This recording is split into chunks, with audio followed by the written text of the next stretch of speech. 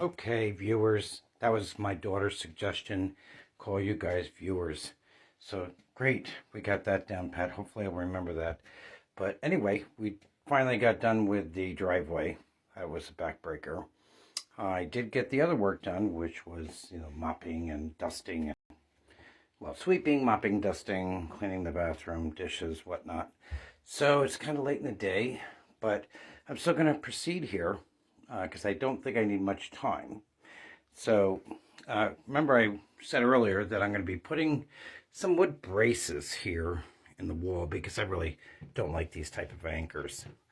Because I am going to be putting glass shelves across here. And I want something good and stable to put them in.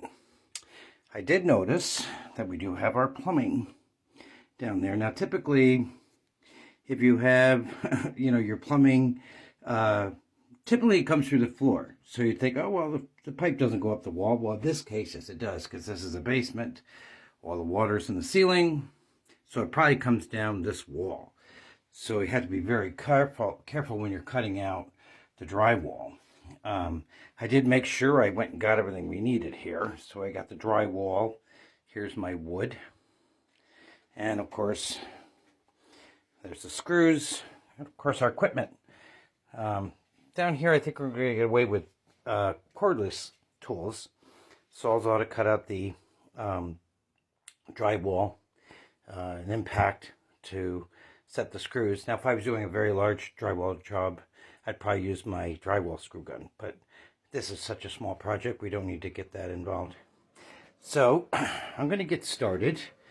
But I did want to say, typically, how I do this is I actually put the drywall up on the wall, okay, and then trace it all the way around and then cut it.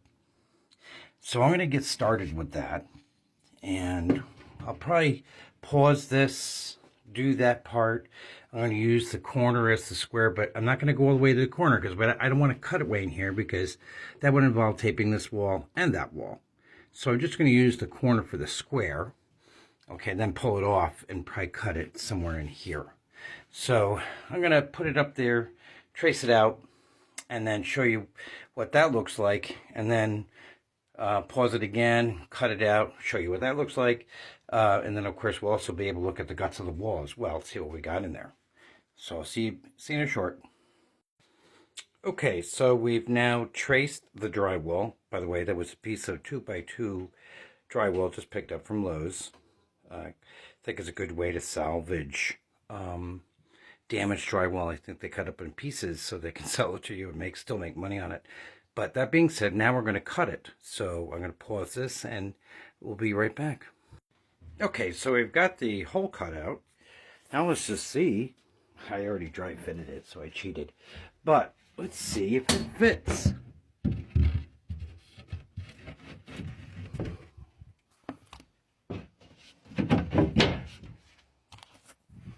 And there you go. That's the benefit of tracing the piece you're going to put in the wall. It fits perfectly. Now, as I'd mentioned, there's the plumbing that goes down to the water line that's down there that I showed you earlier. So you have to be very careful when you're using the sawzall to cut. It's very important to take this and don't go right into the wall like this, okay, because you're more than likely going to cut something you don't want. As you can see, there's a plumbing vent there and a water pipe there. So you hold this saw like this and go across, okay? So I'm going to put my pieces of wood here, one here, one here. I have to actually back it off. It's amazing that we have a stud right here, which that's good. But I'll be right back after doing that.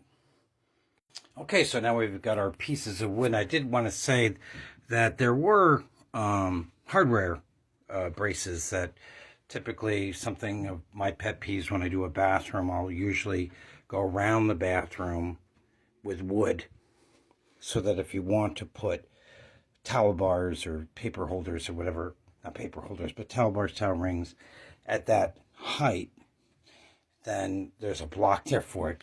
Can't explain this one. I don't think I put that one in, but there might be some wood behind that. I'm not sure. So when you're setting these, you want to set the screw just far enough so that, you could tape over it. Okay, going in too far is going to defeat the purpose, because all the screws are doing is sucking that wood right to the back of the drywall. And then, of course, we'll put the new piece of drywall over the top of that. Just to note, the shelves are 24 inches wide, so about that anyway. And remember, the piece of drywall I got was 2 foot by 2 foot, so that was perfect planning.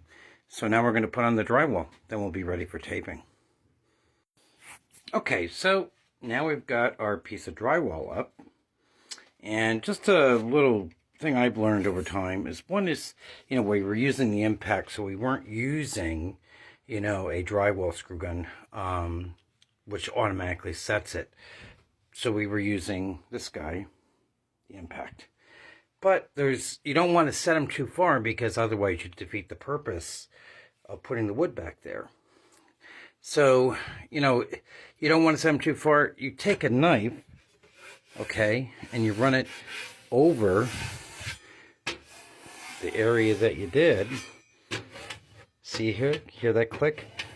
And then you just take a screwdriver and you just set it a little further so that when you go over it again, no click. So, I don't know if I held it there right. So anyway, no click. And you just check your screws.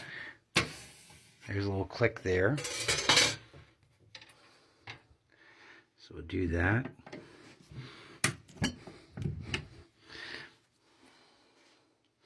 This one. Anyway, I'll be checking those, and then it's on to our first coat of tape. And that'll probably be all I'll record for today, because that's going to have to dry. So we're going to get set with doing that. I'll be back after we get the taping done. Okay, so now we've got our half first coat of tape on. I just wanted to show you that some of the biggest problems I see with people trying to tape, okay, is they put too much compound on, thinking, oh, you have to feather it out. You have to take almost all of it off for it to actually have finished. You always put multiple coats on, in thin layers, so there's less to sand. My experience with that was when I was very young. I took a pad sander to try and sand down. All I had was a bunch of hills in my drywall. So now we're going to put the finish on the first coat, and then wait for that to dry. Okay, so we have now finished the second pass for the first coat. See how you can still kind of see the tape that's on the wall? Okay, you don't want to bury it in compound, because that just leads to a lot of sanding. A lot of times when I've done it, there's very little sanding needed. Okay, I also used a pan. I used to use a Hawk, but that was just a wrist killer. Plus my hands just go numb trying to hold the damn thing. So tomorrow we're going to be putting probably our second and third coat on that. We have to take this out. We have to take out the vanity and the toilet. One of those things. But we also have to take all these shelves out on the other side, because this is going to be returned back to a closet initially as it was designed. This was put all shelves in here because we were using it for storage supplies for an office. But that'll be tomorrow. We'll get in more detail then. So hopefully you'll check in tomorrow and see what I'm up to. You have a good night. Thanks for watching.